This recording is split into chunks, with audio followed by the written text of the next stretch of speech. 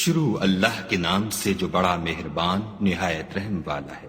اور قوم فرعون میں جو سردار تھے کہنے لگے کہ کیا آپ موسیٰ اور اس کی قوم کو چھوڑ دیجئے گا کہ ملک میں خرابی کریں اور آپ سے اور آپ کے معبودوں سے دستکش ہو جائیں؟ وہ بولے کہ ہم ان کے لڑکوں کو تو قتل کر ڈالیں گے اور لڑکیوں کو زندہ رہنے دیں گے، اور بے شبہ ہم ان پر غالب ہیں۔ موسیٰ نے اپنی قوم سے کہا کہ خدا سے مدد مانگو اور ثابت قدم رہو، زمین تو خدا کی ہے، وہ اپنے بندوں میں سے جسے چاہتا ہے اس کا مالک بناتا ہے، اور آخر بھلا تو ڈرنے والوں کا ہے۔ وہ بولے کہ تمہارے آنے سے پہلے بھی ہم کو اذیتیں پہنچتی رہیں اور آنے کے بعد بھی۔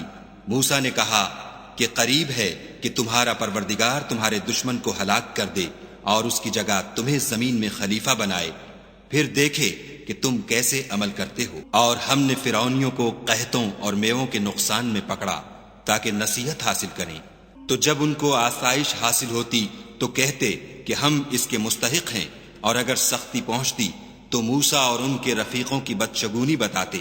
دیکھو ان کی بدشگونی خدا کے ہاں مقدر ہے، لیکن ان میں اکثر نہیں جانتے۔ اور کہنے لگے کہ تم ہمارے پاس خواہ کوئی ہی نشانی لاؤ تاکہ اس سے ہم پر جادو کرو، مگر ہم تم پر ایمان لانے والے نہیں ہیں۔ تو ہم نے ان پر طوفان اور ٹڈیاں اور جوئیں اور مینڈک اور خون کتنی کھلی ہوئی نشانیاں بھیجیں، مگر وہ تکبر ہی کرتے رہے، اور وہ لوگ تھے ہی گناہگار۔ اور جب ان پر عذاب واقع ہوتا تو کہتے کہ موسیٰ ہمارے لیے اپنے پروردگار سے دعا کرو جیسا اس نے تم سے عہد کر رکھا ہے، اگر تم ہم سے عذاب کو ٹال دو گے تو ہم تم پر ایمان بھی لے آئیں گے اور بنی اسرائیل کو بھی تمہارے ساتھ جانے کی اجازت دیں گے۔ پھر جب ہم ایک مدت کے لیے جس تک ان کو پہنچنا تھا ان سے عذاب دور کر دیتے تو وہ عہد کو توڑ ڈالتے، تو ہم نے ان سے بدلہ لے کر ہی چھوڑا کہ ان کو دریا میں ڈبو دیا، اس لیے کہ وہ ہماری آیتوں کو جھٹلاتے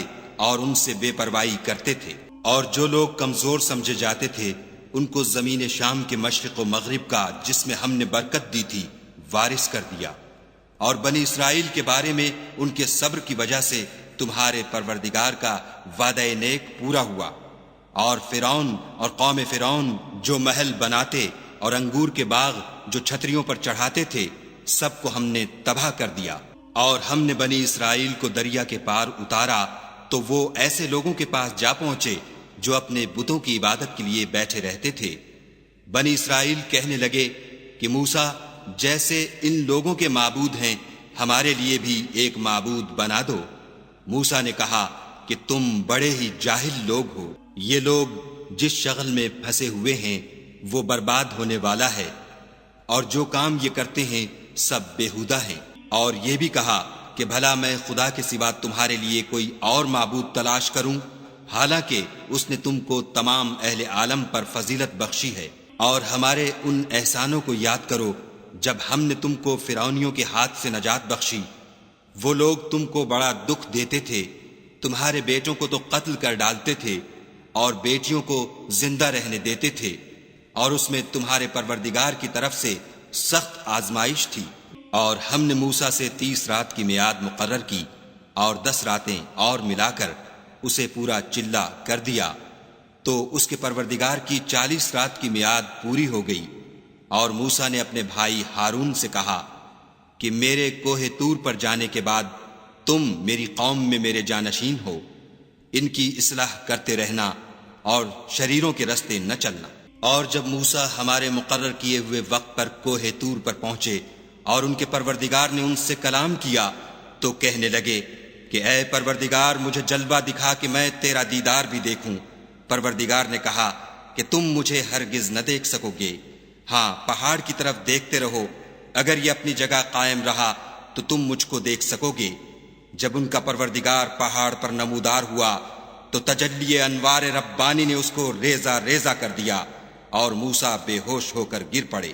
جب ہوش میں آئے تو کہنے لگے کہ تیری ذات پاک ہے اور میں تیرے حضور میں توبہ کرتا ہوں، اور جو ایمان لانے والے ہیں ان میں سب سے اول ہوں۔